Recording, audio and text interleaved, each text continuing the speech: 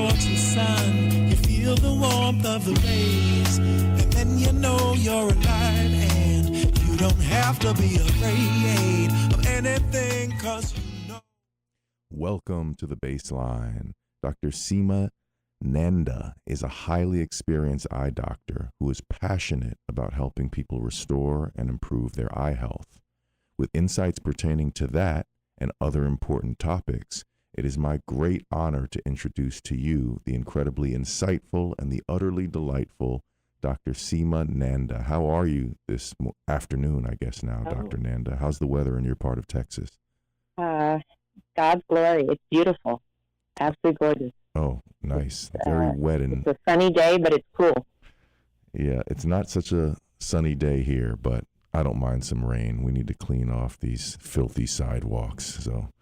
And the toxins of the earth, right? Yeah, exactly. All of that stuff. So before we get into this great discussion, a few quick announcements.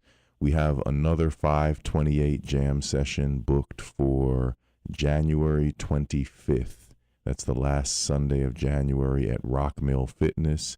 It's 274 Lenox Avenue. Doors are at 3:30. All the same parameters as usual, but the date this time is January 25th. So we hope to see you in the new year. It was really snowy all of a sudden on our last jam session this past Sunday, and folks came out. I think some were discouraged, but we still had a nice group of folks there enjoying the get-together. And once again, we ask you to help us build up this community because we're lucky to have a cooperative venue, which is so rare in New York at this point. So please join us January 25th. Help us spread the word. Let's really make a go of this. And also, you can support my music at jeremiahhosea.com, jeremiahhosea.com. Please grab the theme song of this show for $1, and I'd appreciate that greatly. Plus, there's other original works there, including the first album I produced called No One Slave. RemoteLearningChess.com. That's also my company. Please contact me for a chess lesson. I am a very experienced chess teacher. I'll show you historical games. I will show you some of the oldest games ever recorded, actually. And then I'll take you into the modern game with games selected right out of the New in Chess Yearbook, which is the best publication in chess. And, of course, Substack. Please subscribe to my Substack. I finally broke the 2,500 subscriber milestone. Please help me get to 5,000, 10,000, and beyond. And I'm working on some good stuff right now, so I won't let you down. Please help be the wind beneath my wings over at Substack. But we're going to launch right into this conversation. And while I want to get into some more cosmological kind of stuff, I want to get right into the really, really helpful information that Dr. Nanda has, because she has a warning about blue light in particular. And she's going to tell us now about the dangers of blue light, and she's going to tell us about how we can protect ourselves from it. So before we get into the various things we're going to talk about, other things we're going to talk about, Dr. Nanda, could you please give us this lowdown about the dangers of blue light, please? Yes, definitely. First, I would like to thank you, Jeremiah, for allowing me to come on your show. It's an honor and a privilege. I got to meet you at the Palm Beach Summit, and regarding our health and time to thrive in 25, but now it's time to thrive to stay alive. Yeah.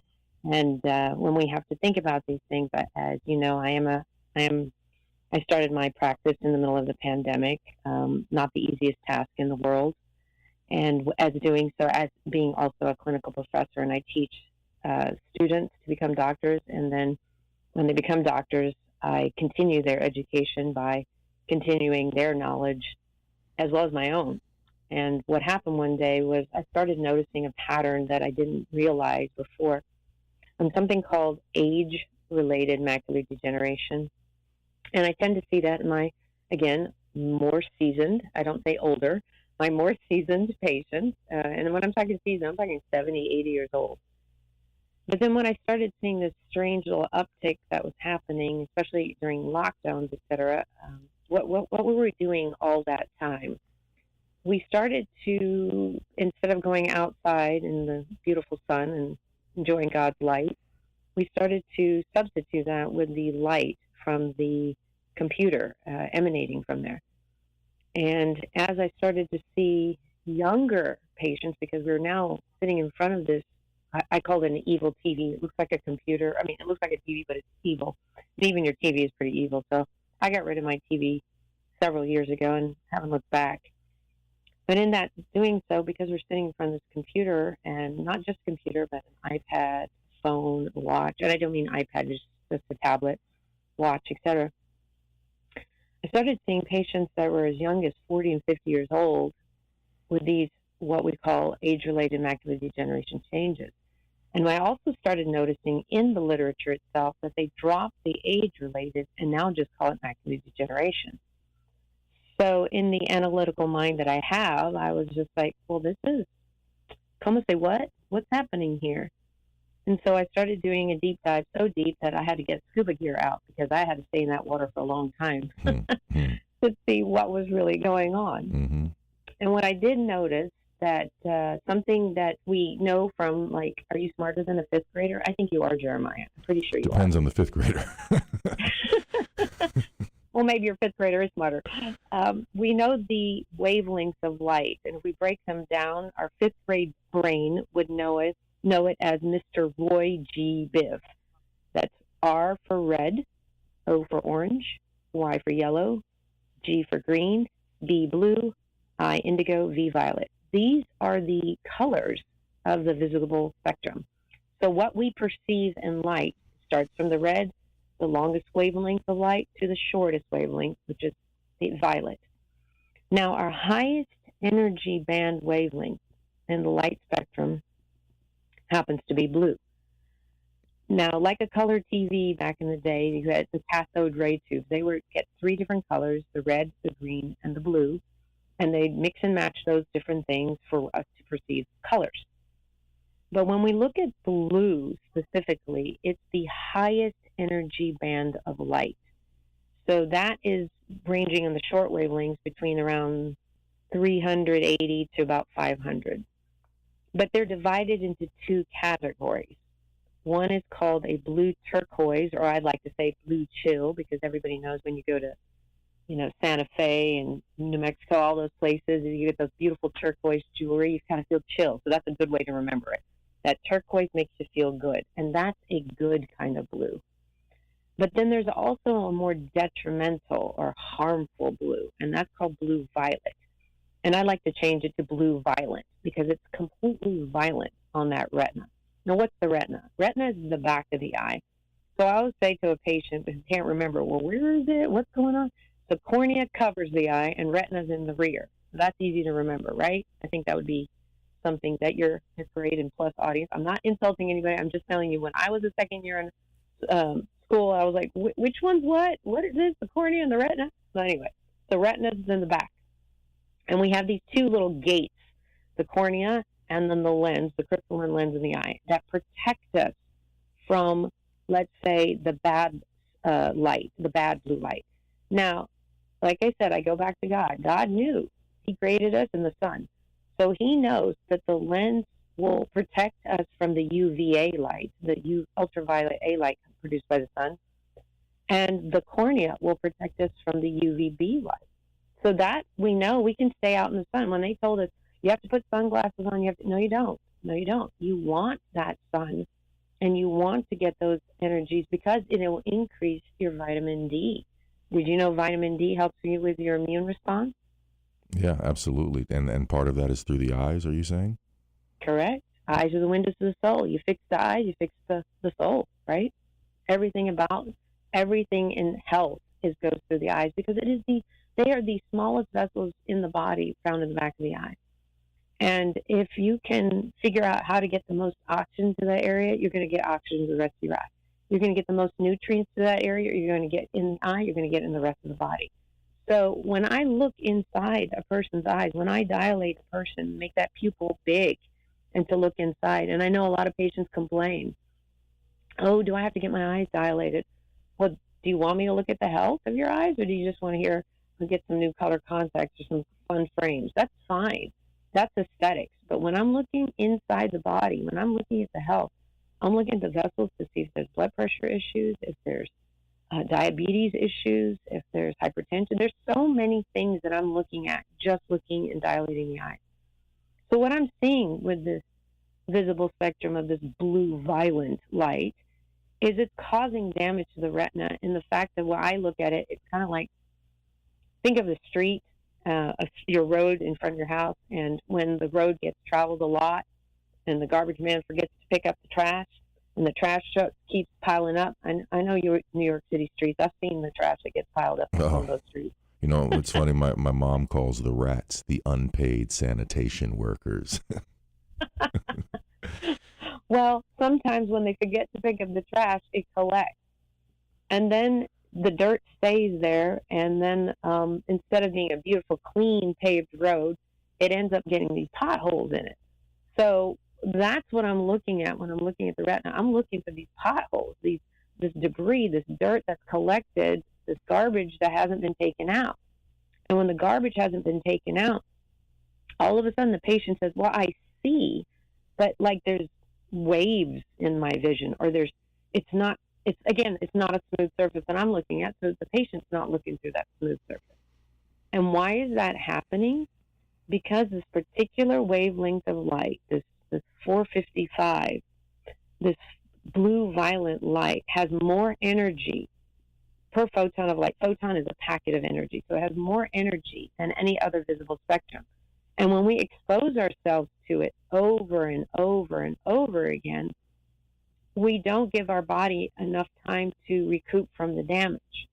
But the problem is this LED, which is a light-emitting diode, this particular type of light exudes more blue light than any incandescent bulb out there. So why did they change it? Why did they make us go from this beautiful incandescent Thomas Edison warm light that mimics the sun to either this flickering fluorescent tube or this LED light? Their premise was that the fact that it had to be for cost efficiency, energy sufficiency. You must decrease your time, the energy that's being expounded because of these lights. So as we switch it, then you will have this, better cost. But really what they were doing is that when you expose yourself to this more and more and more blue light, they wanted you to be a little bit more efficient little worker bee at the office. So they switched it to the incandescent, to the fluorescent tubes. And then the original computer monitors, you might not know, maybe your audience doesn't know, but back in the 70s, the original computer monitor was actually orange in color, not blue. And orange is very soothing to the eyes. Blue is very, violent to the eyes. So the closer you are to this monitor, to this blue light, the intensity increases. So if you're 3 feet away, it's about 4 times intense for the blue light. But most of us, especially these kids, they're sitting, a foot, less than a foot, 10 inches from their face.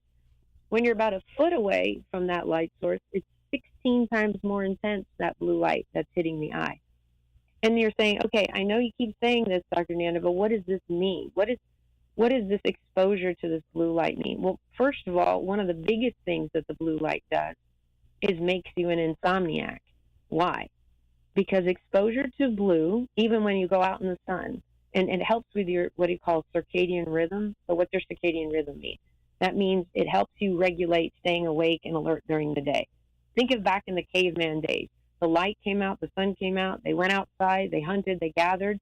When the sun came down, it was dark, and they go back into their cave. They knew, they had a regular rhythm. But today, we have a 24/7 society. When do we turn off? The sun turns off, but we don't. And because that constant stimulation of the blue light, our body doesn't know when to shut off to turn on the melatonin. So the blue light basically shuts off our melatonin. And our melatonin allows us to sleep. So when you see these people who are like mind numb in front of their computer or their iPad, whatever those tablets, when they're sitting in front of those things, they're not allowing their brain to shut down because the blue light disrupts their circadian rhythm. And when you have reduced melatonin levels in the body, several things can happen. One simple thing, obesity. Your body cannot recuperate, and so the body cannot heal because what you need to do is sleep in order for your body to repair that damage from all day long. There's now an uptick of breast cancers and prostate cancers, as well as heart disease and diabetes, all because of the overexposure to blue light. So when it hits the eye specifically, what it does is that heat causes damage to the retina. So there's a thermal hazard that occurs, as well as a photochemical, photo meaning light chemical, because of the toxicity to the molecules in the retina. So the retinal molecules end up being causes cell death and cytotoxicity, which I see as macular degeneration. Now that I've scared the bejesus out of your audience, what can we do to help mitigate that? You know, I always find that sometimes a lot of the things that people do is tell you all the doom and gloom and the fear, and there's nothing you can do, especially when they start to shut down our mitochondria. Mitochondria is basically the powerhouse of any cell. And if the cell starts to die, it can't recuperate. So preventing that cell death is simple thing is nutrition. When we age, our supply of the pigment in the back of the eye, which is called a carotenoid, which is from the word carrot, if you think about it, it's the orange foods. We have to increase our orange foods. Sweet potato, carrots. You know, every say a carrot a day will keep the eye doctor away. Mm-hmm. Well, there's some truth to that because it has vitamin A. And all those carotenoids in the back of the eye will help it heal. Another thing is the pumpkin. That's good time this time of year. Sweet potatoes, even mangoes. It's all the orange foods. And they also taste so great. They've got that natural sweetness. So if you've got that sugar craving, instead of grabbing a soda or some kind of sweet, you know, bake a sweet potato. There's your natural sweet. And another thing is honey is excellent for you. Honey stabilizes the body's blood sugar. I know everyone says, no, honey is sugar. No, honey is honey. Honey is made by a bee. Sugar is refined by man. So if you think about it, if you start taking a tablespoon of honey about an hour before bedtime, it stabilizes your sugar. You'll actually decrease your diabetes and increase the beta cells in the pancreas, and it will help you fall asleep. So there's a lot of things. And if you have allergies, it will decrease the allergies. So try to get a local honey to your area because the bees pollinate the flowers in your area. Don't get a bee from Texas if you live in New York, and don't get a bee pollen, meaning honey, from New York if you live in Texas. You know, go to the local area that you live, and that will help keep the body and the eyes healthy. Now, what are the things that can help our natural eye shield? The dark greens, the collard greens, kale, spinach, turnip greens, all these things will help keep the body healthy. Now, somebody tells me, well, I can't eat that much food in a day. Well, you don't have to eat it all in one day. Guess what? We have the whole week. You start mixing and matching your foods through the week, that's going to be a benefit to you immediately. Some people say, well, I wish I could have it in a drink, or I wish I could have it in a magic pill. Now, pills might be okay, but there's only so much absorption in a pill. Less than 20% gets actually absorbed. The rest of it goes out the alimentary canal and down into your poop. So it's better to have the food as the nutritive value. And another way to get that, and you can go to my website. I'm actually getting that all finished up today, so hopefully it'll be good. There's a link there that you can go and get something called Cardio Miracle. But instead of cardio, I want to call it ocular miracle, because what it's doing, it's not only helping the heart health, but it's helping the eye. And when the eye health is good, like I said to you before, it's going to make the whole body feel good. And then you see better. And then your photoreceptors, those things that allow you to see, that macular degeneration won't have a chance to grab hold and make potholes in the back of the retina. So that's what I'm trying to do. That's the preventative. Another way, of course, is to limit the amount on your computer screen. But if you are subject to 8-hour work days or you want to watch that new mini series on your iPhone. Do people actually have TVs anymore? I don't even know. It's just a monitor, basically. Monitor, yeah. They watch it on their phones. I see more people watching. If you're probably in New York, you see subways, people full, just looking down and not even talking to anybody anymore. I can't stand when these people get on the train and they're watching these dramatic series at full volume. It's like, oh my God, can you please watch television at home?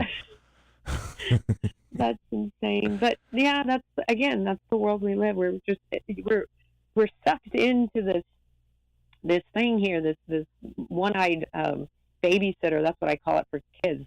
You put them in front of a tablet and that's their babysitter. They don't need anybody else. They get sucked in. But those poor children are getting really the most absorption of the blue light because they don't have a mature lens like a 50-year-old man. The little child's lens isn't fully developed, and so they're getting the most blue light. So I always tell the parents, what you need to do, if you're going to have your kids on those things, they get some kind of blue protection or blue guard in your lens. Now, I'm building that part on the website. I used to just have adult frames, but now I'm putting the kids' frames on there because I do have a lot of kids. They might not have a prescription, but they can get Blue Guard. It's a Zeiss lens, Zeiss. It's a German-made, high quality, not this made in China crap. It's the good stuff that will protect your kids' eyes while they're on these laptops, monitors, iPhones. I can't even, kids today have more higher tech than I do, okay? It blows my mind when I see them in the waiting room and I'm seeing their grandparents, and they've got the fanciest phone and the business computer. I'm like, what is going on? I was happy to have like a Coleco. It's definitely different. It is definitely different today. But we want to block that blue light and protect them from that, and that's one of the ways to do it. So blue light blocking lens, not a regular anti-glare coating. I'm not talking about that. I'm talking about a really good blue light lens, blue protect lens. And then the other thing is to actually go to your computer and take the blue out by going to the settings. And then there's a thing called accessibility, which we use for patients who have disabilities. But here we're going to disable this. You go to accessibility, you find the display, and then you turn the color filter on, and you move that red tint all the way down to the amount that you can tolerate. I started with a light pink, and then I moved down further. And what you're doing, you're slowly getting your body used to getting rid of that blue in the screen. And I will also, now that I'm talking to you, Jeremiah, I think what I'll do is I'll show how to do that. I'll put that little video on my website too. That way it'll make it easier. I know we're talking, but it'll make it easier for your listeners to look at it and how to do it. And so when we're done here, I'll work on that today. I've got a lot of homework to do. Thanks a lot. You're giving us homework to do. But everyone, please follow that recommendation and put a red filter on your phone and just ease the distress that we're imposing on our eyes. Because, what is a greater gift than our vision and our ability to see? And, eye injuries, eye disability, it's no fun at all. I don't think. I've been fortunate to have good eyes, knock on wood, up to this point, but I want to protect my eyes. And my grandmother was like an iron woman, but she did have eye problems that got worse and worse in her later years. So, please protect those eyes. And what do? We go to, you go to settings, and you go to accessibility, and then you click display. Click display, right. Yep. Click display. And then you'll scroll down and see the color filters. And I'm talking about an iPhone or iPad or even your It worked monitor. on my Android, actually. I followed your great. your instructions, and I was able to get to the right place on my Android. So please. And I'll put that up. So my website is www.docnanda.com. It's easy enough, docnanda.com. And I will upload that today, so that way your listeners can get just a visual on it, so that way they're not so like in the dark going, I can't figure this out. Yeah. But there's just so many different things that we can do. And I know I'm touching the tip of the iceberg, and we only have a short show, but I have just this plethora of information, and I know we've got a couple of other things that we'd like to get to, but at least I kind of gave your audience kind of what I'm seeing. And I don't want my 40-year-old patients start going blind because of this, because they could have done something and they didn't know what to do. Right. Yeah. And folks, please send an email to Gary and tell him you'd like her to be on his program as well, because I think it's really important we just get this information disseminated as widely and as well as possible to protect all of our eyes. Our eyes are under assault by means of these devices that we're constantly staring at. And it's a serious issue, to say the least. And I'm very curious, Dr. Nanda, in terms of what have you witnessed as an eye specialist in terms of the effects of the COVID shots on the eyes? Because I'll tell you that as I was sort of doing my survey of just looking around and what's going on, what's happening to people as these shots were being rolled out, one of the first stories I heard was one of my best friends, his brother was just sitting there watching television with his wife, and all of a sudden she just experienced something or felt something in her eyes. And she said, well, something's going on with my eye. And it was totally out of nowhere, but it was to the extent that they went to the hospital and they said, you have a detached retina. And I've heard now of a few cases of this, including my friend and co-host Julie Threet. She, as part of her list of vaccine injuries that she's experienced from these damn shots, she also has had multiple detached retinas and surgeries now to repair that. I have an aunt who was unfortunately recruited into the cult. She became a branch COVIDian and started pushing these vaccines and all this stuff. Next thing you know, she has serious eye problems and has had 2 serious eye surgeries with ongoing concern about her eyes. So I've heard about these shots and the wide range of injuries that they can create, but tell us what you've witnessed and what you know specifically pertaining to the eye, since we have the benefit of having you here. Definitely. So like I said to you before, when the body gets affected, the smallest vessels in the body are in the eyes or in the toes, and I'm not checking anyone's toe, Jim, not going to happen. But I will look in their eyes, and when I do see that, so one of the first things I started noticing was an increase. Now, you keep hearing about these things called clot shots. The reason why they're called clot shots, and it's, we make it as a joke because it's so easy to say, oh, did you get the clot shot? And some people understand and some people have no clue. So the mRNA, which, and I never called it a vaccine, I called it a viral injection. So there are instructions to make the most virulent or the most potent part of the virus, which is particularly called a spike protein, because the spikes think of the spikes on your shoes like cleats. They're clinging on to the blood vessel walls, and then they're just over aggregating, meaning they're collecting, and then they're forming these little kind of boluses and stuff, and these things will start to clog up the vessels. And when the vessels get clogged up, the smallest vessels will be affected. So I started seeing multiple patients with strokes in their eye. And when I see it, I see these little hemorrhages, or like I said, clots. And these clots can affect the center of the vision, or it can be way out to the side in what we call the branch occlusion. So the branch retinal vein occlusions, the central retinal vein occlusions, et cetera, kept happening, so much so that they even opened up an entire clinic for retinal vein occlusions. And so I asked the retinal specialist, have you seen this increase of these retinal vein occlusions because of these COVID shots? And you could hear a pin drop. It was radio silence. They're like, no. And I go, and yet you've opened an entire clinic devoted to this. Now, I'm a small practice. I opened my practice in the middle of the pandemic. I understand maybe my volume isn't as much, but still, when I'm seeing patterns, and one of them was this, then I would always ask, which shot did you take? And they said, how did you know I took the shot? Because I'm only seeing this in my patients who took the shot. I'm not seeing this in the regular population. Having said that, what can we do about it? Is there something that we can do about it? Well, if you understand that mRNA, these spike proteins are kind of like these charged particles, if you would say. If you would like to discharge them, there's a way to do it. And I've done quite a few of these protocols now. And one patient, I'll give you this great example. She had two or three COVID shots. She also had a flu shot and a Tdap shot, which is that tetanus, diphtheria, whatever.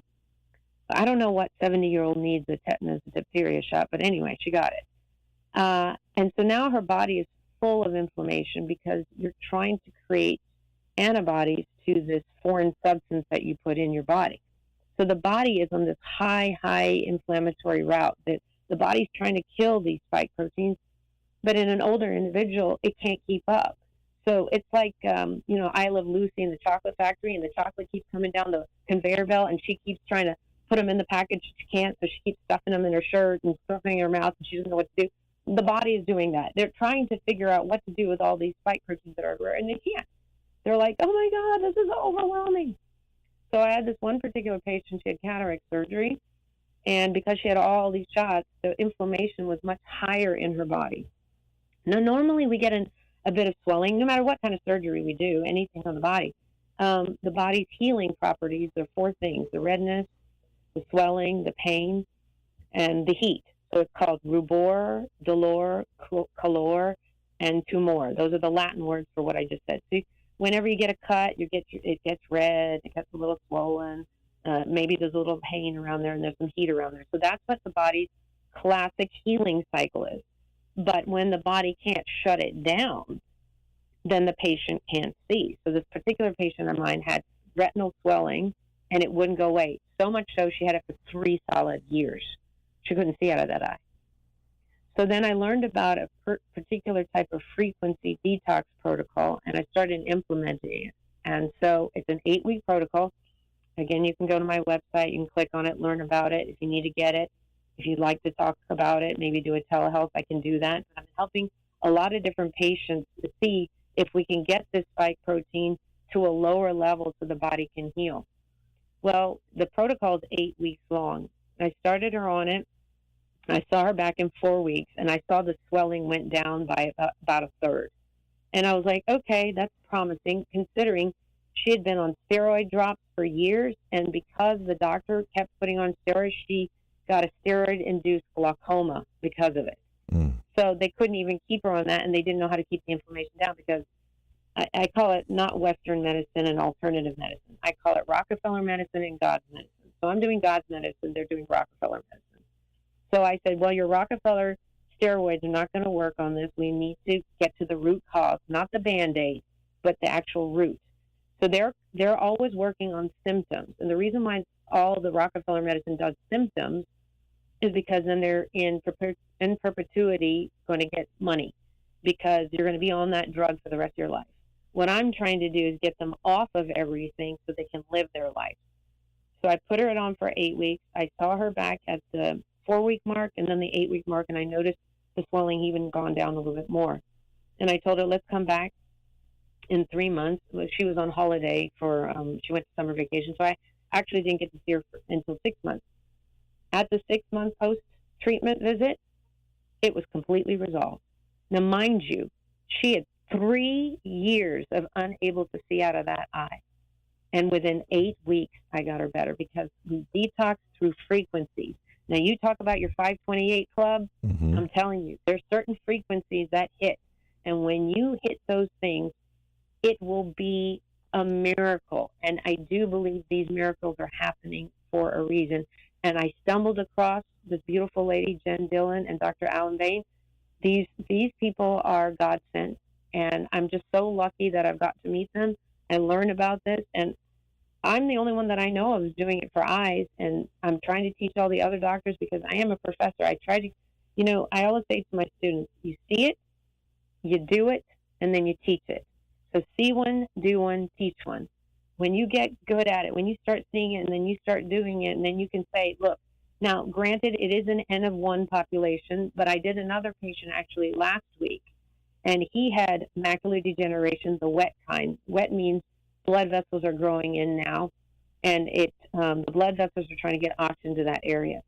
And that area, and he also had 2 Pfizer shots as well as something else, I can't remember. And I told him, let's see if we can quieten that down. And if we can do that, well, I just gone back 4 weeks post-treatment, and it's also reduced by probably 2/3 right now.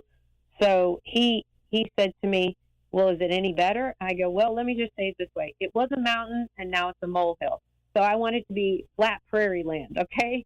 So let's see you back. I might have to do another one. I don't know. Everyone's different. Everyone's results are different. But the more we hit it with these frequencies to kill it, the better everyone will be. And I love the fact that you do these jam sessions. I wish you'd come down here and jam over here. Me too. I hope we can do that. Just come up with something. Make your whatever iPhone. What do they call them? The things where you get on the iPhone, you pay $1. Do an app. Just do something and get those frequencies out. You need to record it. Yeah, we're going to get this show on the road at some point. Hopefully soon. Yeah, no, I know. We got a lot on our plate. I got it. But if we can do something that way, it will be a miracle. But anyway, that's another thing I have to add on my list of things to do to help people, because that's what we're here all about. And that's why I appreciate you allowing me to come out and share this information, because I'm literally just a drop in this huge ocean. But when I get on with you and all these other different influencers, that drop becomes a ripple, and that ripple becomes that beautiful tsunami, and then everybody knows. And no longer can this be the best kept secret to heal. Yeah, absolutely. Thank you, Dr. Nanda. And I'm hoping we could get phone calls. We've had issues with the phone lines. If you have a question for Dr. Nanda, please call us at 888-874-4888. We'd love to hear from you. Hopefully, fingers crossed, we can get over the hump. It was almost like the phone connection to this program in particular was sabotaged. I don't know if it's some 3 initial agency or something that doesn't want our information being shared, but it was rather strange. So please give it a try, and let's see if we can get a phone call or two today. That's 888-874-4888. I'm getting a message that callers have dropped again today. So I don't know. Give us a call, and let's see if we can get a caller on the line finally. But I would love to ask you just more generally, Dr. Nanda, in terms outside of the realm of specifically eyes, what are your thoughts about, I was going to say the COVID shots, but I'd say vaccination writ large, because when I started this program, I wasn't an anti-vaxxer. And after talking to any number of doctors, I became an anti-vaxxer. And then I've transcended that, and now I call myself a vaccine abolitionist based on what I've learned. So, I mean, where do you stand with vaccines writ large at this point, or in general? I've never been a fan of it. In fact, I've had very minimal my whole life, so I thank God for that. But they're, and I'm glad finally they've taken the Hep B vaccine off of infants, because I just don't know that many infants that are prostitutes and IV drug users. Right out of the womb, I've just not met many. Although they say there's an incidence of those who have higher exposure. Well, and then kind of lead it in that direction to see. But there's so many things that the body can actually heal itself if we don't put all these poisons in it. Now, I did talk to another pediatrician the other day, and I was kind of blown away that she's done tens of thousands of vaccines in her career. But what she found was in her clinic that she had the preservative-free version. Now, what they've done is they've put these aluminum adjuvants in these vaccines. And when you increase the aluminum plus the amount of vaccines that you have to have, there's a raised toxicity level that the body cannot flush out. And so you have this aluminum toxicity, which now has, it's not even now. They've known it. It's just now it's come out that maybe the autism rates have increased because of the amount of vaccine. But is it the vaccine or is it the adjuvant? So I'm learning this. It's all the stuff, the thimerosal, all these things that they put in there to preserve it. Why do you think all these kids have allergies to eggs? Because albumin is one of the, they get it derived. I don't know if you even know how a vaccine is created. But the original vaccine, it's an attenuated or weakened virus. They find the particular puzzle piece, they inject it into a chicken egg, and they do it not one time, but like 15 times to dilute it down. And once it's diluted down, it becomes extremely weakened, and then they inject that into the human. And so the body will then create antibodies to this. It's a very weakened form. But isn't that what is in the environment anyway? When you expose yourself to somebody who sneezed on you or somebody you coughed on you, and then you bring it into your body, it's a weakened form. And the body develops antibodies to what's in the environment. And that is called herd immunity. The herd, meaning the cattle, everybody around them. So the more the virus or the bacteria or whatever is in the environment, the more people exposed to it, the weakened form of it becomes, and you develop your own immune response. So you don't need a man-made way of treating it. There's a God way of treating it, and that's just everybody. When we were kids, and one kid got the varicella or chicken pox, okay, the varicella virus, then all of a sudden everyone's like, okay, chicken pox party at so-and-so's house. Everybody go collect over there. Everybody will get it. They'll be all exposed to it, and then it will run its course. Now we have to give a vaccine for this and a vaccine for that. What happened just to natural immunity?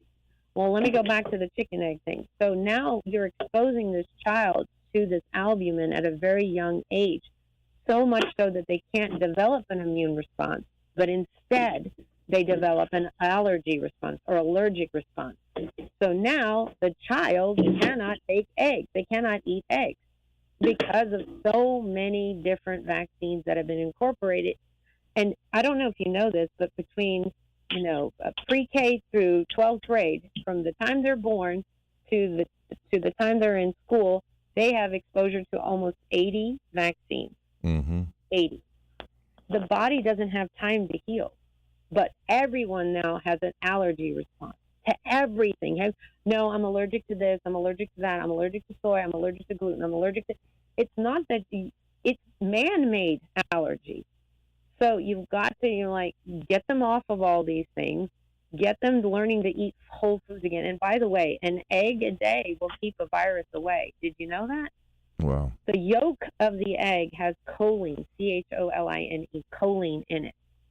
And the choline is what it creates the antibodies for the virus to go away. So when they were pushing, and again, whenever the media or anybody pushes something, I know to do the exact opposite. Mm-hmm. So when they were pushing egg white omelets and egg white this and get rid of the yolk has the stuff that keeps you healthy, mm-hmm. the choline that keeps you healthy. So when they were pushing it, they wanted everybody sick.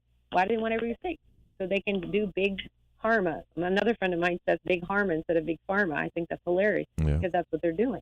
They're harming you. And the reason why they're doing that, so they can get more cold and flu medicine sold on the shelf, more. In fact, all of those things that are on the shelf will cause you to what?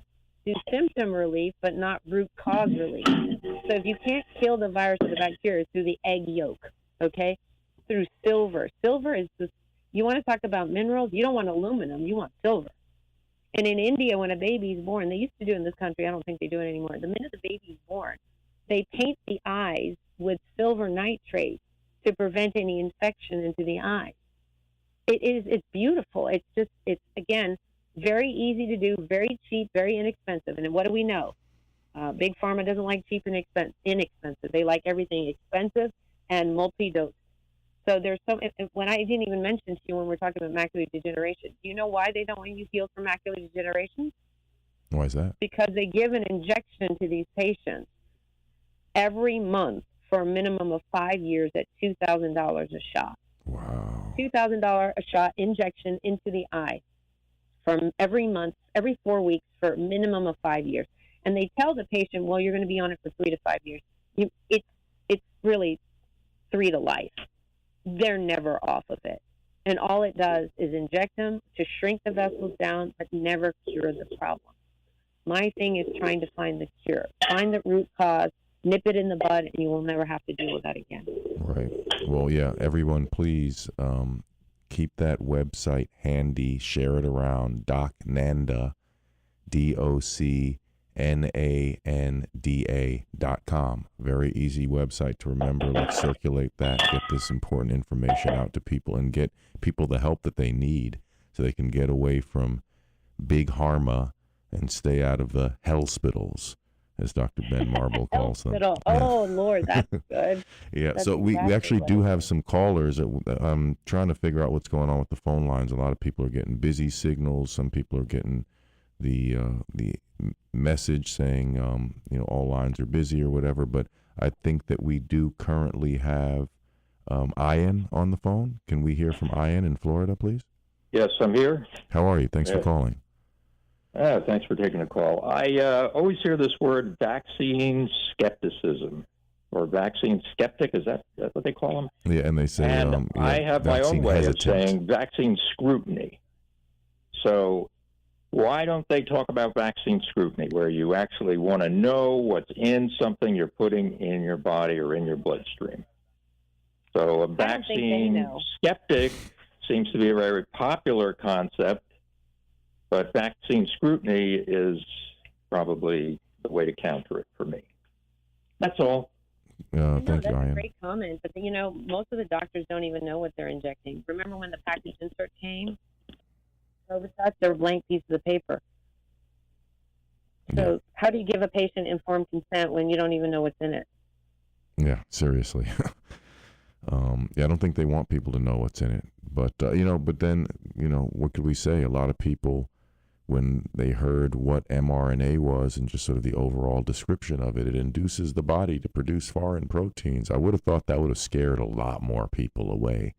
But I was so surprised when I heard people say enthusiastically. They're working on 800 different vaccines right now. Not even vaccines, 800 different mRNA injections. And I had a patient last week tell me, I kid you not, we were trying to enroll in this mRNA anti-VEGF, which I'll explain in a minute, anti-VEGF thing for the eye, so my dad could be on there. I go, wait a minute, you want an mRNA shot to be injected in your father's eye? What part of cray-cray are you talking about here? Yeah. Why would you enroll in that? Well, now that I found out, I'm so glad I didn't do it. Well, yeah, but I didn't even know they were doing, I just thought it was vaccines. It's everything. Right now they're working on, I think they have an RSV, which is, oh my goodness, what is it called? Syncytial virus, respiratory syncytial virus for children. Mm-hmm. And this one. So I think they've got two really out there, but they have 800 in the works right now. It wow. is and that scary. was one of their main goals, I think, and that's what I've been talking about a lot recently in terms of through this rollout, as they called it, that now mRNA is just an ingredient. It's just like all the other stuff you can't describe on your cereal boxes and in your canned soup and all this other stuff that you wouldn't think would be needed to make food. But we have all these strange ingredients, and now mRNA is just one of them. Can I go into the food real quick? Do you mind if I do that? Please, go ahead. Okay, so here's the thing. Remember I told you need your vitamin D for the sun? Yeah. Well, they're very clever. Now, why does the Food and Drug Administration work together? Why is food part of drugs? That's the first question. But now we know that they poison us through either the food or the drugs. So if you look at any packaged item, usually the second, third, or fourth ingredient is some kind of corn. Either it's high fructose corn syrup, as in liquids, or it's corn solids, as in food. And I started looking at different types of foods. And I'm not talking just like crackers and bread. Those are the easy. Those are the gimmies. They're going to have that in there. And the reason why they're having cracker food and bread, crackers, and chips is because you can't eat just one. The corn has a natural sweetness to it, so you eat more. So your satiety center, satiety, S-A-T-I-E, can't spell, S-A-T-I-E-T-Y, satiety. That's our mouth going, I want more. And it doesn't turn off because corn has that sweetness.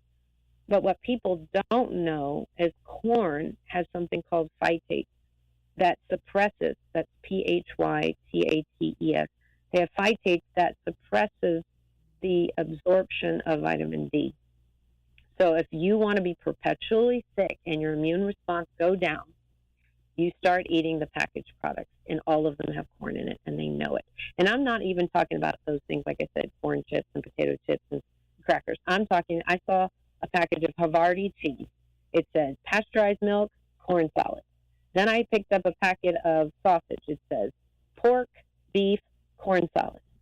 Every single packaged item that I looked at has it.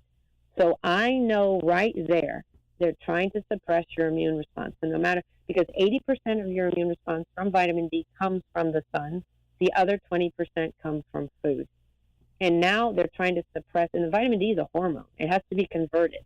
So the sun allows it to be converted. Now you can't do it because these phytates block it.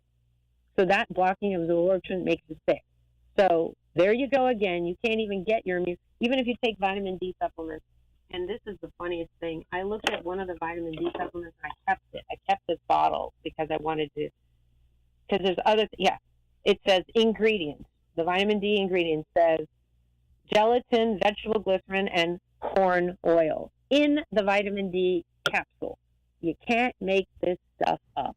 So in that, where you're supposed to get your healthy vitamin D, they've blocked it with the corn. So now I don't eat anything from a box. I don't eat anything from a package. I only eat whole food. Even then, you have to be careful because they're not organic. There's glyphosates and pesticides and everything like that. So now, step 3 in this, learning this aha moment is start to grow your own foods and try to get your friends to grow it in your neighborhoods and stuff. Here, you grow the tomatoes. I'll grow the cabbage. You grow the. So I have so many fruits and vegetables in my yard. I have at least 8 pineapple plants. Okay, because pineapple contains bromelain, and bromelain also breaks down floaters in the eyes, just to let you know. Mm-hmm. And it also helps keep viruses down. So bromelain from a pineapple. So when I learned that, like, my sister goes, well, it's going to take like 5 years for it to fruit. I'm like, we're in lockdown. What do I care? Let me tell you, I've got quite a few pineapples, and it's great. And it's fresh, and I know, because there's nothing poisonous. I didn't spray anything on it. I grow my own tomatoes. I have lots of tomatoes in the backyard. I have strawberries that I'm growing now because they have anthocyanins, and anthocyanins, I know I'm going out there in the real world. But anyway, those things also help with decreasing viral load. I have an A through Z on what foods to eat to prevent from COVID and long COVID and COVID shots. And this is what I teach my doctors. It's very important when you know your A through Zs when the food, once you start eating that stuff, you don't get sick. And you're talking to a person from K through 12 who never missed a day of school, never missed one day of school. I was never sick. It's only when I went to university and had the Western diet and I switched my normal Indian background of food. Oh, I haven't done accents for you guys. Sorry about that. Oh, I know. The accent queen. When you have Indian food, it is very, very good for you. It is very good for the health. And everybody knows coconut is anti-inflammatory. Okay, so there's my Indian food. But it's wonderful. And, you are what you eat. And if you eat inflammatory food, you will be one big inflammatory ball. Wow. Yeah, thank you for the warning and for the good advice. I wish we had more time, and I'm getting all these messages that people are trying to get through, and they're getting busy signals, and they're getting messages saying all lines are currently busy. You don't have an X account, do you, Dr. Nanda? I've never been part of that social media one because every friend of mine got shut down, and I'm like, okay, this is just... Yeah. We're getting requests to have you join us on Stop the Shots. But if there's something specific to their eyes that they need help, I do telehealth consults. I usually tell them to go to whoever the eye doctor they're seeing in whatever city, get their chart notes, get them sent to me. I'll review them, and we can go over and see if there's something that they missed. Maybe if you have a dry eye, maybe you have cataract, maybe you have glaucoma or macular degeneration, any type of these things. These are one of the 5 common things that I have my patients see, if we can help them that way. Or if they want to detox, again, I'll have that link. All those things I'm working on today. So I promise you by next week that'll be all up. But phenomenal. I didn't think about it until I start doing these things, and I realized that in order to get everybody healed, you got to get the links to get them going there. Yeah. So, and I didn't even talk about the fix, which I'll I know there's so many website. things I wanted to discuss with you, but we'll get you back at some point soon, I hope, Dr. Nanda. And I just want to thank you for taking the time to impart your wisdom on all of us. And Yeah, please go to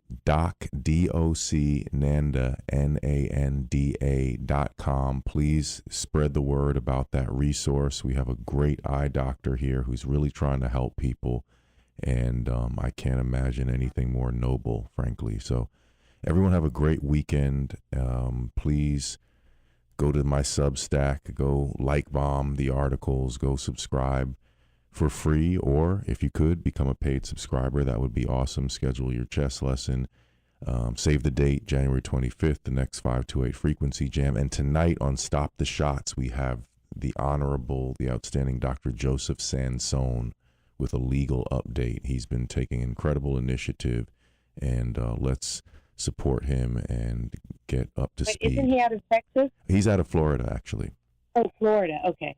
Yeah. Okay. But have a great weekend, Dr. Nanda, and thank you so much for being here. You know what I'll do for you, Jeremiah? Yes. I'll start a Substack. How about that? Oh, that's phenomenal. Well, I'll promote it every day. Okay, that's what I'll do. I'll start a Substack because I have a lot of things that I have in my lectures that I could maybe transpose to that to help more people. Oh, I think that would be phenomenal. That would be really great. So okay, you gave me an idea. Awesome. Another thing that I have to do. yeah, another thing. Sorry about that. But everyone have a great weekend, and keep fighting the good fight. Talk to you guys soon. Peace and love. Take care.